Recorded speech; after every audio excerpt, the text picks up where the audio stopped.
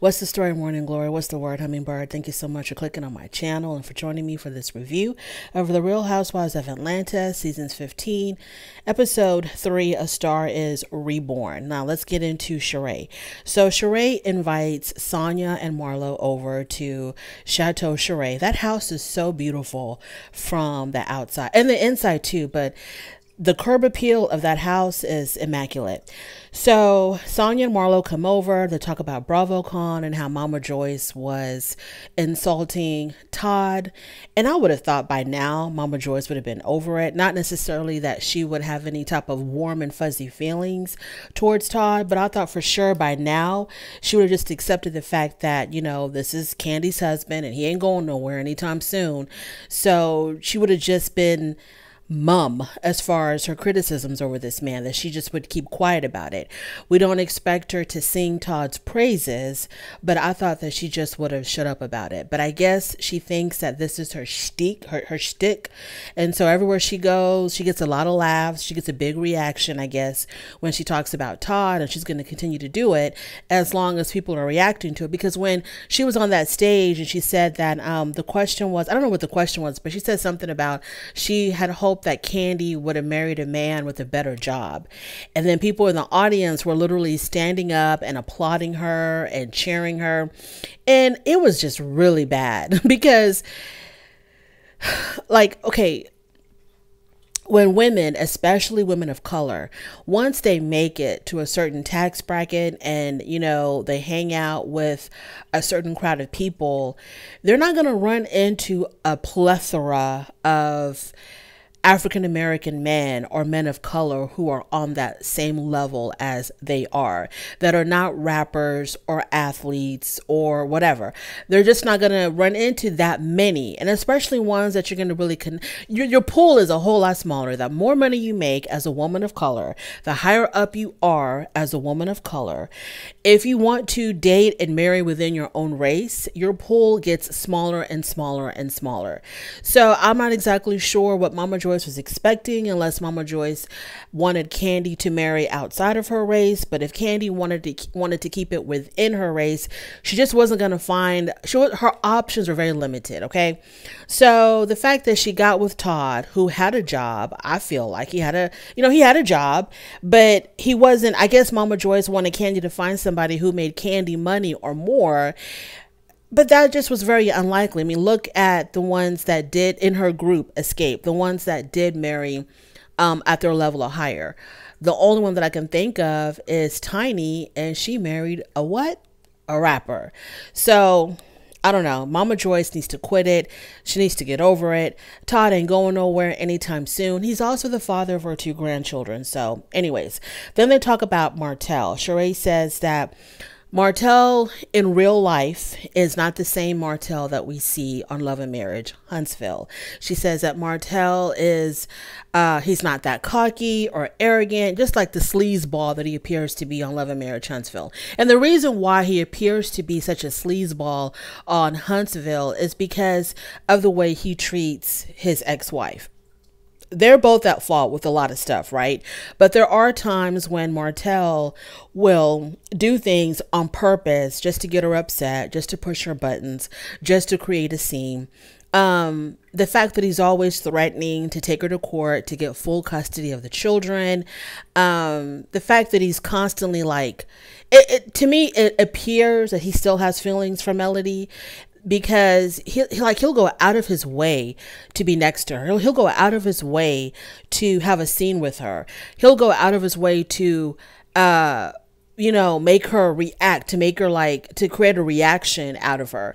And it just, to me, it just shows like he still likes her. He still has feelings for her. He still has, and it's more than just, oh, I love her because that's the mother of my children. Oh, I love her because we have history. No, it's like, I'm still in love with that woman. I'm still attracted to that woman. I wish I could still be with her. That's how it comes across to me. But she says in real life, he's really nice. He's sweet. He's pleasant. He's caring. Yes, a lot of wayward men are, because they're very charming. I bet the best charmers also make the best cheaters because they have to be. You have to charm the woman that you're with so that you put her in, you give her a sense of security, false security, but still a sense of security and comfort. And you also have to be charming to the women on the outside because you're trying to attract them. So yeah, I totally believe that he can be very charming and charismatic, etc. Moving on from there, we have Drew. So Drew and Ralph are rock climbing. And after they're done with that, they sit down and they have a conversation about Drew's music career. So the single that she and Ralph had released, I think she said it had 33,999 streams. And Drew thought that was pretty good. And Ralph was like, no, I don't think that was really, it was, it's doing that well. So Drew says, well, once you had released it, I mean, you washed your hands of it. Like, you didn't do anything else. There wasn't a lot of promotion, marketing, etc. for this particular song. And so in her confessional, Drew was like, I'm not understanding why all of a sudden, he's hands off, because Ralph told her that once he had released the song, he got focused on his other projects, his other work. And so Drew didn't understand like why he would abandon her after the release of her first song. She thought that they would still be working together to push this music, but I guess he got bored. I don't know. Maybe he really didn't see that Drew had much of a, I don't know what was going on. Maybe he was jealous that maybe his wife's crew was going to be taken off, but Drew made it seem like, the song was released and, Ralph was also released of his duties of being her music manager or whatever you want to call it. So then they talk about BravoCon, and Ralph mentions how when he was at BravoCon, women were yelling at him, gaslight me, Ralph, gaslight me. I thought that was hilarious. I thought that was really hilarious because, I mean, Ralph is easy on the eyes, but his personality and the way he conducts himself, I don't see how anybody could really be attracted to him. Moving on to Candy. So Candy is, I think this is the scene where she had a meeting with Don Juan and Moneta, I think, and she's producing another Broadway play. Her other play had to shut down. I think it was because lack of sales. So her other play had to close early. So now she's involved with a whole nother play because Candy is determined to get her EGOT, her Emmy, Grammy, Oscar, EGOT. What's the T for? An Emmy, a Grammy, an Oscar, and a Tony. Okay, and a Tony. So she's determined to get this EGOT. So she's going to be really pushing this whole Broadway thing. But that's good for her because we do need a lot more African-American representation on Broadway, on stage and also behind the scenes as producers, directors, writers, etc. Candy just wants her mom. So then they start talking about BravoCon again and how Candy was disrespecting Todd. And Candy says that she's over it now and she just wants her mom to respect her marriage. For a long time, I struggled with Candy because initially, I liked Candy and I really liked Candy and Phaedra together until Dungeon Gate happened. So when Dungeon Gate happened, I didn't see it for Phaedra anymore. And, I still favored Candy. But what really, the biggest thing that bothered me about Candy that made me kind of not like her that much was how she would allow her mom to degrade her husband. And it doesn't matter what anybody thought of Todd. It don't matter if we thought Todd was good for Candy, not good for Candy, whatever. This is the man that she chose. This is the man that she wanted to marry. So that alone should be enough to make everybody respect her and respect her marriage in that sense, except for her mom. Her mom never saw it that way. Her mom felt like she had free reign to talk crap about her daughter's husband, to really degrade this man, not just degrade him, but degrade his mother too. Y'all remember that when Mama Joy said those really derogatory things about Todd's mom, kind of like referring to her as a loose woman or woman of the streets or something. And then soon after that, the poor lady died. I'm like, wow, Mama Joyce, she did a whole lot for, to Todd and Todd's family. And it's really uncalled for. And because Todd has a lot of respect for Candy, his wife, he understands that he really can't go in on Mama Joyce the way he wants to. But Candy tells Don Juan that that, you know, it's unacceptable for her mom to be like this, and she don't care what anybody thinks about Todd. It seems like she's going to try to turn a new leaf with her mom when it comes to her mom constantly putting down Todd. I guess before, Kandi just kind of let it ride because, number one, it's her mom. Number two, they didn't have children together yet. But now that they have children together and she loves her children dearly, she doesn't want nobody talking bad about their father. You know what I mean? So I guess now she's going to finally put her foot down with Mama Joyce. I really hope so, because Mama Joyce, I'm like, how can you do that to your kid? This is, I think she had another child, right? I think Kandi had a brother that passed away. So this is your only living child, and you're going to disrespect her marriage and the decision that she made on who her husband is. Like, who cares how you feel about who cares how you feel about Todd? Mama Joyce, how do you feel about Kandi? Like, you would think that, you know, of anybody, you would have the utmost respect and love for your child. And if you know this is hurting her, like, why do you continue to do it? But anyways, so hopefully Kandi finally puts her foot down. Then we are back with Drew. So Drew is FaceTiming Candace from the Real Housewives of Potomac, and Candace is telling her that she's on tour and she wants Drew to come on stage with her to sing a song. And this is great exposure for Drew. So Drew is very excited, and Drew definitely takes her up on her offer. Now, last week when we saw the little preview of this week's episode, and we saw that part where Drew was like walking on stage to do this song with Candace, the way they kind of built up the suspension of the scene, you would have thought that these two women were going to just bring the house down. But we'll get to that later. So at Drew's house, after she's done talking to Candace, Courtney and Courtney's ex-boyfriend, Bryce, they come over for dinner with Drew. Now, we've already met Courtney, and we found out that Courtney is a cousin of Ralph, and her baby daddy, her ex-boyfriend Bryce, was a former member of Groove Theory. Now, Groove Theory was a really hot trio back in the 90s. They had that song, Tell Me. Something like that. Tell Me If You Want Me To, or Tell Me, or something like that. That song was on constant repeat on all of the urban stations. I mean, you could not escape that song.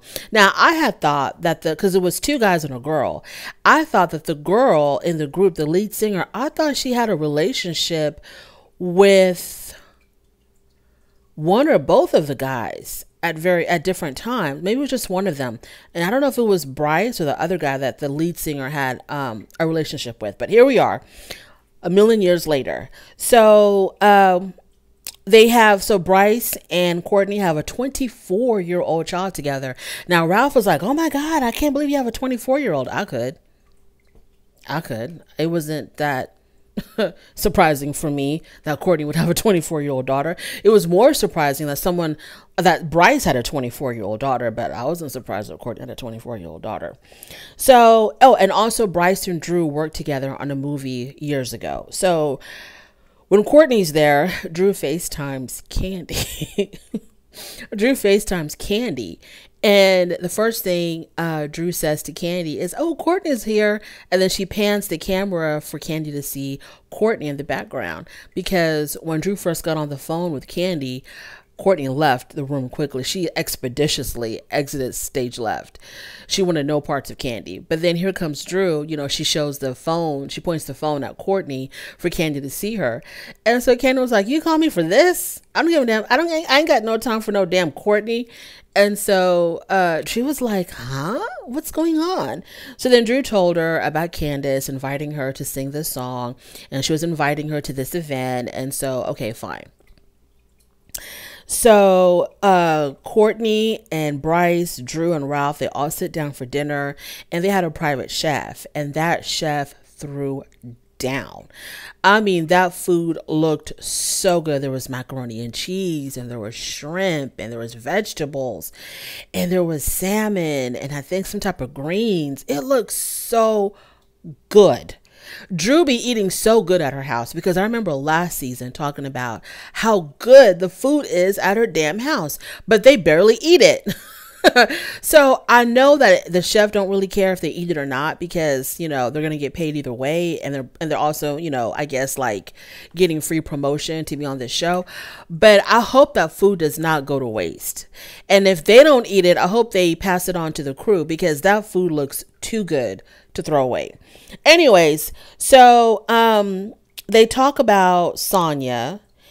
Courtney, no, first of all, Drew wanted to know what's going on between Courtney and Candy. So they talk about that, boring. And they talk about Sonya, and Drew says that Sonya had unfollowed her. And I'm like, okay, who cares? It's funny to me when grown people, like grown people, make a big issue about who's following them and who's unfollowing them on social media. Like, who cares? I'd be more concerned about someone who, if I try to call them, they have my number blocked. But I don't care about if you unfollow me, follow me. It really doesn't make any difference to me. But first of all, I don't even have social media, so I guess that's why I don't care. And so Drew says that, Sonya unfollowed her. And then Drew says, well, that's making a really big statement for her to unfollow me. And then the two guys were just sitting there like, oh my God, how much longer do you have to put up with this drivel? Moving on from there. More Drew. Okay, so now it's showtime at the Apollo. Okay, so Drew and Candace are going to do their big performance. So first we see Candace on stage, like the exact replica of Beyonce. Now, I do like Candace. I have no issues with Candace, but Candace, I'm going to need you to find your own identity. I don't understand like why you were looking so much like Beyonce, the outfit, the hair, even the fan that was blowing on her. Girl, I'm going to need you to get your own identity. So Candy and Manetta, so all the women are showing up. They're showing up. They're sitting down, and Candy and Manetta, they don't see it from Marlo because of what happened last season.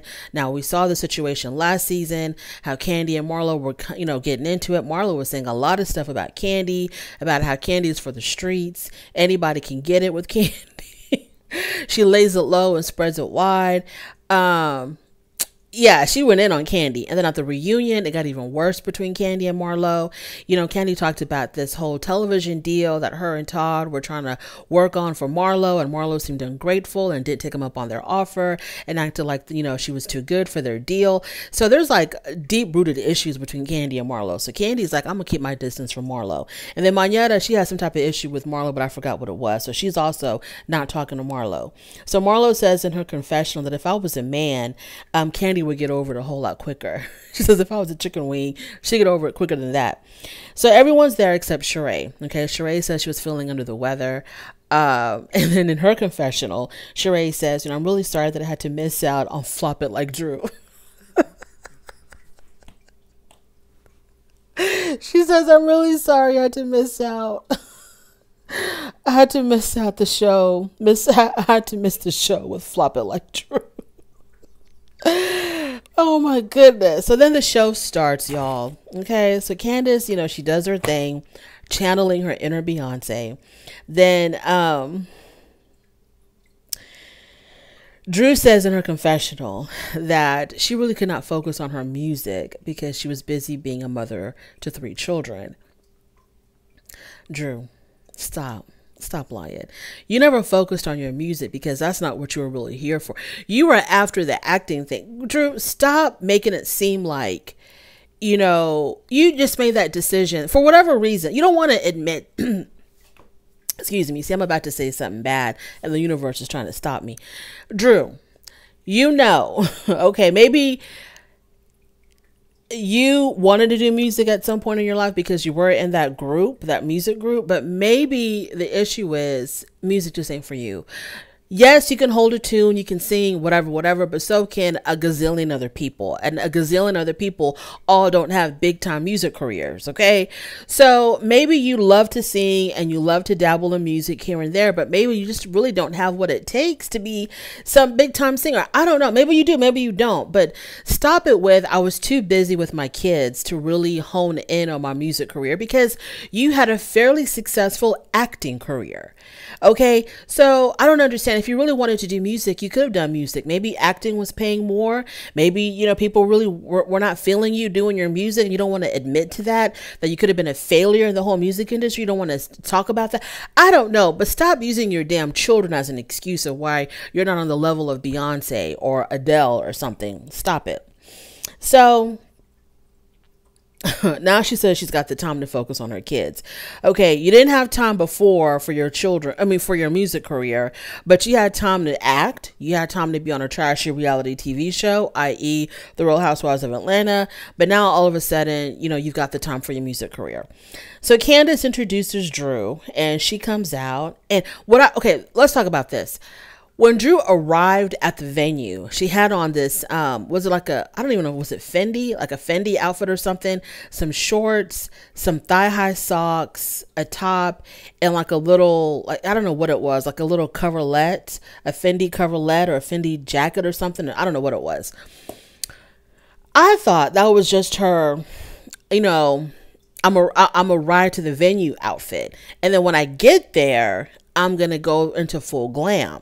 You know, I'm going to do the hair, the nails, all of that. I even noticed that, and I know it doesn't really matter because I don't get my nails done at all, so I ain't got no room to talk about somebody else's nails, but she had the same nails that she had on when Candace invited her to do the gig.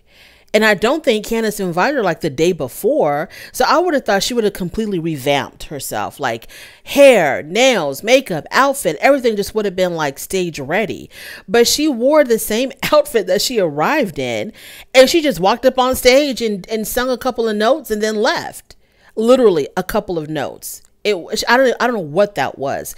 And I'm like, Candace, what was the point of bringing her up there on stage if she was just going to, you know, echo you for a couple of lines and then leave? It wasn't some powerhouse song, even though both of these women, and they went to rehearsal. Y'all, they went to rehearsal. And this is what we get. You could have done that without rehearsing. Literally, you could have just done whatever you did on stage with Candace without even what did y'all do during rehearsal? It was so underwhelming. It was extremely disappointing because I thought that these two women were going to bring the house down. I thought that they were going to, you know, shake the roof. But I mean, Candace would sing a couple of notes and then Drew would just echo them. Candace sang another couple of notes and then Drew echoed them, and then Drew left, and that was the end of it. Anywho, so after the show, the ladies all get together at the winery, and Kenya asked Drew, how come you didn't do more than what you did? What the hell was that? It was extremely abbreviated. And Drew says, well, I just came to support my friend. Girl, you could have done a whole lot more support if you sat in the damn audience and were cheering her on instead of just being up there echoing her notes. So Sonya then addresses Drew about what she had said at BravoCon, because she threw some shade at Sonya at BravoCon, and Drew said, well, it was because you had unfollowed me, and I thought you had unfollowed me because of my merch. So Drew has released this merchandise where it's, you know, she took some quote from Sonya. I got invited and I got uninvited. Oh, that's because, you know, Sonya invited her to whatever last season, and then she uninvited her. And so Drew had said on the show, I got invited and then I was uninvited. And so that's what she put on her merch. So Drew says, well, I thought you had unfollowed me because of the merch that I had released. And Sonya was like, I don't care about that. I unfollowed you because of the hair flip. During the reunion last year, Sonya and Drew were sitting right next to each other and they were going at it. And so Drew kept on flipping her hair in Sonya's face, and Sonya got really upset about it. So that's why she had unfollowed her. It's like, these women are petty as hell. You unfollowed her because she flipped her hair in your face, and Drew, you're flipping your hair in your face. You're a grown woman. You're flipping. Anyways. So Drew says, okay, whatever, let's just move forward. And Sonya, thank God, agreed. So Kandi then addresses Courtney about the ghetto statement, because Courtney had told Sonya and Sheree that at some venue that she was at with Kandi had posted it on her Instagram or on her stories or something. And the next day, a lot of Candy's followers showed up at the same venue. And Courtney said that her followers were like all ghetto. And so Kandi wanted to address that. She's like, you know what? I heard that you called my fans ghetto when they showed up at such and such venue. And so Courtney was like, First of all, I'm from the hood. First of all, Courtney's voice, very annoying. First of all, I'm from the hood and my family's hood. I love hood people. And the way she said it, it was just as bad as a racist saying, some of my best friends are black. It was like that. Because she didn't mean that. When she initially made that comment about, Candy's fans or hood or ghetto or whatever, she was throwing a dig at Candy. She was being insulting. But now she's like, I'm from the hood and my family's hood. So Candy was like, okay, but at least, when my people showed up, they gave business to that venue. Okay, they brought their hood money to that venue and gave them business. So then Candy and Courtney, they're going at it because Courtney told Candy that she was triggered, and so they're going back and forth. Y'all, I feel like there's got to be more to Candy and Courtney's beef than what we're seeing. It has to be more than Courtney claiming that her and Candy are friends. It has to be more than Courtney calling Candy's fans hood or ghetto. There's got to be more to it, because I refuse to believe that Candy threatened to headbutt this woman, because the girl was going around talking about how she said her and Candy were friends. There has to be something more going on behind the scenes. So Drew brings up the incident at Blaze. So she tells Candy, she says, Candy, I heard there was an incident at Blaze. And Candy says she couldn't talk about it because it was private. And probably because an illegal action is pending. And so then Marlo was like, what incident? What incident? You mean the shooting? So Candy was like, okay, I can't talk about it because whatever. So then Marlo got upset because she feels like Candy can pick and choose with what she wants to talk about, but everybody else is kind of like held to the fire and have to reveal certain information about themselves. But Candy can keep whatever she wants. But then Marlo, she can't talk about it because there's legal stuff involved. There's lawyers involved, I'm pretty sure. She's probably being sued, about her damn nephew or something. So look, she can't talk about it. She can't talk about it. She can't talk about it. It's not like she doesn't want to. She can't. So then Marlo gets upset and she gets up to leave. And so Candy was like, well, let's talk about that woman you slapped 23 years ago. And Marlo says in her confessional, no, she says it to Candy. She's like, yeah, that was 23 years ago. No, Candy said, let's talk about that woman you slapped in the face. And then Marlo tells her, oh, you mean 23 years ago? So then 30 minutes after production had wrapped, the majority of the people have left, we see that Drew and Marlo are having some type of heated conversation. And I think Marlo was upset that Drew did not say the word shooting. Like, she just said, oh, that incident at Blaze. And she didn't say what it was. And so Drew gave her a little reason of why she didn't use the word shooting or whatever. And then Marlo was like, I didn't understand why Marlo was getting on Drew's case about this. Like, I really did not understand, like, why Marlo, because then Marlo brought up how her own cousin, or not her cousin, her nephew, her blood nephew, somebody had ended his life. A roommate ended his life, and this nephew used to work at one of Candy's restaurants. So when her nephew passed away 2 years prior, she had contacted Candy and told her, hey, do you remember Quentin? And Candy was like, yeah, he used to work at one of my restaurants, but he doesn't work for me anymore. And then Marlo said, well, he was, he passed away. And she explained the incident that happened with a roommate. Like, his roommate had did this to him. His roommate ended his life. And so then Candy was like, oh, I'm really sorry to hear that. And we're seeing all of this in text messages from 2 years prior. And then the next day, Marlo said that she saw Candy and she was telling Candy, oh, my phone was blowing up. And Candy was like, for what? And then Marlo says, because my sister's child passed away. And then Candy kind of acted like she was surprised, like she hadn't heard this news before. So Marlo's whole point was that Candy didn't act like she really cared about this person passing away. And I'm like, but what does that have to do with Drew?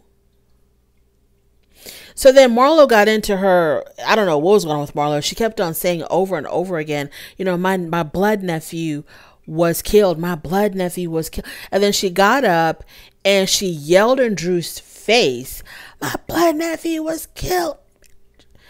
And I'm just like, I was just as confused as Drew was.